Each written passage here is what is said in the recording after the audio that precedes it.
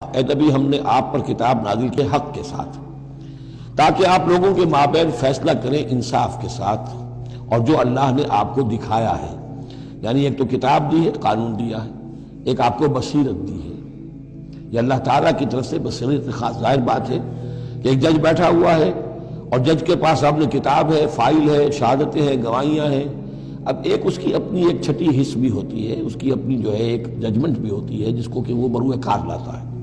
تو اس کو اللہ کہتا ہے جیسا کہ ہم آپ کو دکھاتے ہیں اس کے مطابق فیصلہ کریں۔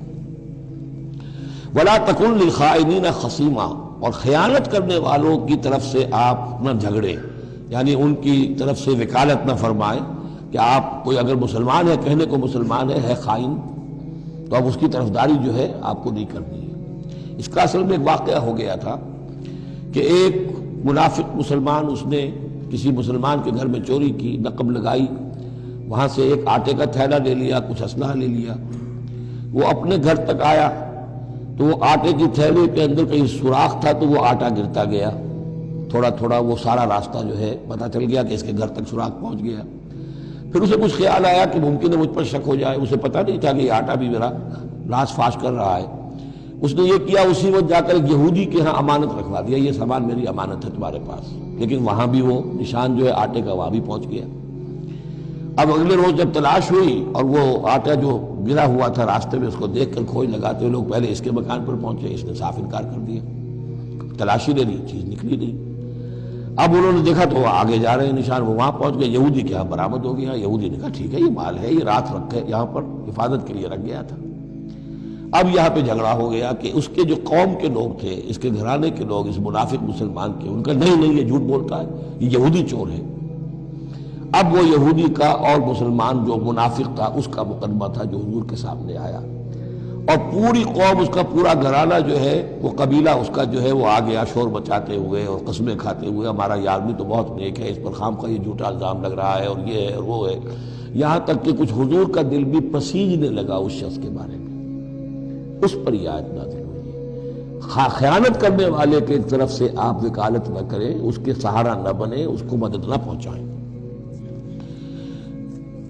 وَلَا تَكُنْ لِلْخَائِنِينَ خَصِيمًا، اب خصیمہ بحث کرنے والا، للخائنین، علی الخائنین ہوتا تو خائنوں کے خلاف، خائنوں کے حق میں آپ دلیل نہ دیں۔ وَاسْتَغْفِرِ اللَّهَ، اور یہ جو بھی آپ کی طبیعت میں نرمی پیدا کچھ ہو گئی تھی، اس پر اللہ سے استغفار کیجئے۔ ان اللہ کان غفورا رحیما، یقیناً اللہ تعالیٰ بخشنے والا اور رحیم ہے۔ وَلَا تُجَادِلْ عَنِ الَّذِينَ يَخْتَانُونَ أَنفُسَهُمْ، آپ مت جھگڑیے ان لوگوں کی طرف سے جنہوں نے کہ اپنے جانوں کے ساتھ خیانت کی ہے۔ اب ہم یہ امید لگائے بیٹھے حضور ہماری طرف سے شفاعت کریں گے، چاہے ہم نے بے ایمانیاں کی ہیں، حرام خوریاں کی ہیں، شریعت کی دجیاں بکھیری ہیں، تو حضور گویا کہ ہماری شفاعت کریں گے۔ یہاں فرمایا جائے وَلَا تُجَادِلْ عَنِ الَّذِينَ يَخْتَانُونَ أَنفُسَهُمْ، مت جھگڑیے آپ ان لوگوں کی طرف سے، ان کی طرف سے وکالت مت کیجیے۔ ان اللہ لا يحب من كان خوانا اثیما، اللہ تعالیٰ کو بالکل پسند نہیں ہے وہ لوگ کہ جو خوان ہوں، خیانت کرنے والے اور گناہ گار ہوں۔ یستخفون من الناس ولا یستخفون من اللہ، یہ لوگ شرماتے ہیں اور چھپتے ہیں لوگوں سے، اللہ سے نہیں چھپتے۔ وَهُوَ مَعَهُمْ إِذْ يُبَيِّتُونَ مَا لَا يَرْضَىٰ مِنَ الْقَوْلِ، حالانکہ جب یہ راتوں کو مشورے کرتے ہیں مسلمانوں کے خلاف، حضور کے خلاف، یہ منافقین کی بات آ رہی ہے، تو اللہ تعالیٰ ان کے ساتھ موجود ہوتا ہے۔ اگر تو ایمان ان کا ہو اللہ پر تو انہیں معلوم ہو کہ اللہ سن رہا ہے ہماری بات۔ یہ مسلمانوں سے ڈرتے ہیں، خفیہ رکھتے ہیں اپنی باتوں کو، ان بدبختوں کو یہ خیال نہیں ہے کہ اللہ وہ تو ہر وقت ہمارے پاس موجود ہے۔ وَكَانَ اللَّهُ بِمَا يَعْمَلُونَ مُحِيطًا، اور جو کچھ وہ کر رہے ہیں اللہ اس کا احاطہ کیے ہوئے ہے، یعنی اس کی پکڑ سے یہ کہیں باہر نہیں نکل سکتے۔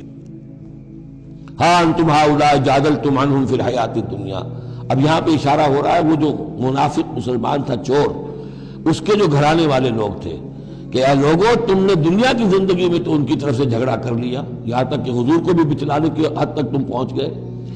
وَمَنْ يُجَادِلُ اللَّهَ عَنْهُمْ يَوْمَ الْقِيَامَةِ، قیامت کے دن کون مجادلہ کرے گا اللہ سے؟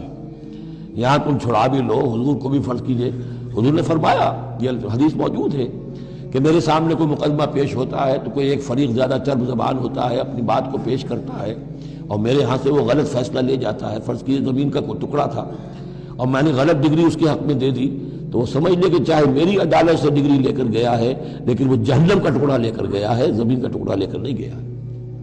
یہ تو معاملات ہیں کہ جو بھی عدل ہو رہا ہے، فیصلہ ہو رہا ہے، اس میں جو بھی کیسز ہیں، جو بھی گواہیاں ہو رہی ہیں، اس کے مطابق فیصلہ کر رہے ہیں۔ اب ہر وقت تو اللہ تعالیٰ کی طرف سے حضور صلی اللہ علیہ وسلم کے لیے ہر مرحلے پر تو نہیں تھا، جہاں اللہ ضروری محسوس کرتا تھا آپ کو متنبع فرما دیتا تھا۔ ہاں انتم ہؤلاء، یہ تمہیں لوگ ہو، جادلتم عنہم فی الحیات الدنیا، تم نے بہت جھگڑا کیا ان کی طرف سے، اپنے ساتھی، اپنے رشتہ دار کی طرف سے دنیا کی زندگی میں۔ فمن یجادل اللہ عنہم یوم القیامہ، تو کون ہے جو اللہ سے جھگڑا کر سکے گا ان کی جانب سے قیامت کے دن؟ ام من یکون علیہم وکیلا، یا کون ہوگا جو اس کا کارساز بن سکے گا، ان کا وکیل بن سکے گا؟